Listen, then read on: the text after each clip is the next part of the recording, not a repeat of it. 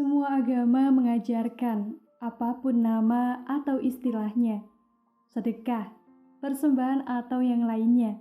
Semua agama menganjurkan agar kita selalu berbagi dengan sesama. Dan Allah tidak menilai dari siapa Anda mendapatkan pelajaran berbagi.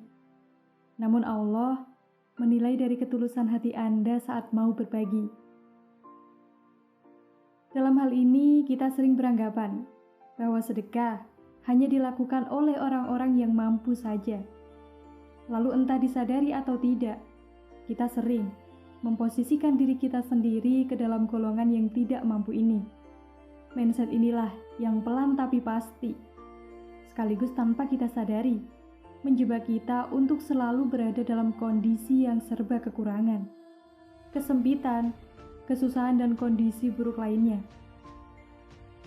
Allah selalu mengikuti prasangka hambanya. Itulah sebabnya kita dinilai kecil di matanya. Padahal, Allah juga sudah menjamin bahwa kita tidak akan pernah merasa kekurangan jika kita ikhlas berbagi dengan sesama yang membutuhkan. Pelajaran matematika yang pernah kita dapatkan di bangku sekolah jelas berbeda dengan matematika sedekah yang diajarkan oleh Tuhan kita. Barang siapa berbuat satu kebaikan, maka balasannya adalah 10 kali lipat lebih besar dari apa yang sudah diperbuatnya. Itu sudah janjinya. Gak mungkin kan kalau Tuhan bohong? Mari kita hitung saja dalam matematika biasa. 10 dikurangi 1 maka hasilnya adalah 9. Namun jika kita gunakan matematika sedekah, 10 dikurangi 1 maka hasilnya adalah 19. Kenapa 19? Karena satu yang kita berikan kepada sesama yang membutuhkan akan dibalas oleh Allah 10 kali lipatnya. Ini janji Tuhan loh, bukan janji saya. Dan Allah tidak akan pernah ingkar pada janjinya. Lantas apakah sedekah kita akan diterima oleh Tuhan? Kalau sedekah kita karena mengharapkan sesuatu sebagai balasannya. Bukankah itu tidak ikhlas namanya? Boleh saja. Sekarang begini.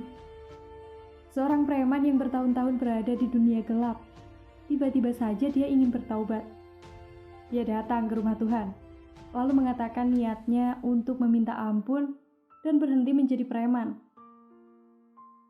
Mulai saat itu juga, ia ingin melakukan apapun yang diperintahkan oleh Tuhannya. Preman yang tulus bertaubat dan meminta ampun kepadanya saja diterima oleh Tuhan. Apalagi orang yang bersedekah dan meminta sesuatu kepadanya. Sedekah memiliki 2 efek. Yang pertama, materi yang kita berikan mampu memberikan manfaat kepada yang menerimanya. Dan yang kedua, urusan kita dengan Tuhan karena telah memberikan rezeki kepada kita. Efek yang kedua ini adalah hak prerogatif Tuhan dan memang tidak langsung begitu saja. Terkadang saat kita memberikan sesuatu awalnya baru setengah ikhlas. Namun yakinlah, seiring berjalannya waktu, kita pasti bisa ikhlas penuhnya. Meskipun mungkin itu akan membutuhkan waktu yang lama. Setahun, 2 tahun, ataupun 3 tahun lamanya. Nilai manfaat itu sudah mengalir dan bisa dinikmati oleh orang lain. Ikhlasnya akan menyusul. Seperti sebuah penelitian di Amerika Serikat mencatat aktivitas otak ketika seseorang diberikan uang. Menurut para ahli, ada bagian tertentu di dalam otak yang menyala ketika merasa senang menerima uang.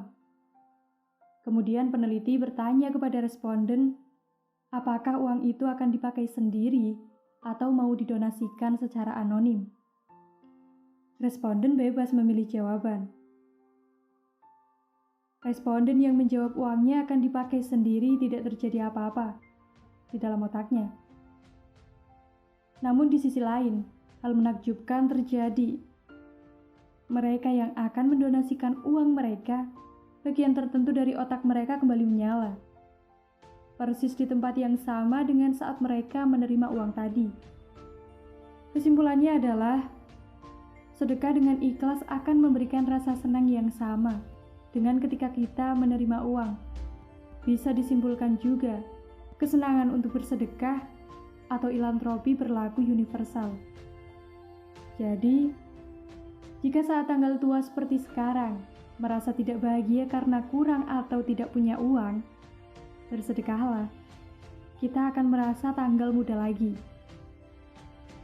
Katanya sedekah bisa membuat kaya. Apakah benar? Penelitian neuroeconomics berikut menjawab pertanyaan tersebut.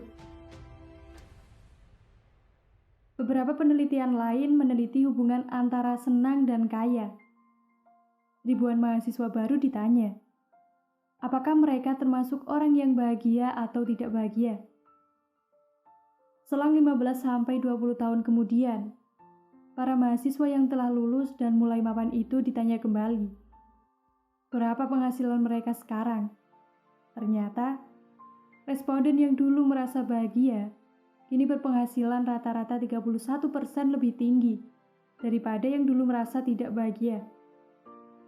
Lalu di penelitian lain, 300 karyawan dari 3 perusahaan berbeda di Amerika disurvei tentang level bahagia mereka, lalu diberi ranking.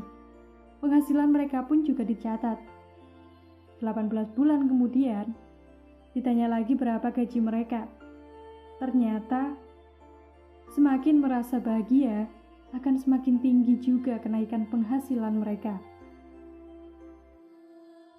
Penelitian lain juga membuktikan, perusahaan dengan CEO yang periang memiliki kinerja keuangan yang lebih baik daripada CEO yang pemurung. Dengan ini dapat dibuktikan secara ilmiah bahwa sedekah akan membentuk sebuah perasaan bahagia, dan perasaan bahagia akan mengantarkan kita pada kekayaan. Pesan moralnya adalah, jika kita sulit merasa bahagia, maka bahagiakanlah orang lain. Insya Allah, kita akan merasa bahagia. Kalau Anda mengejar harta agar bisa bahagia, bersiaplah untuk kecewa.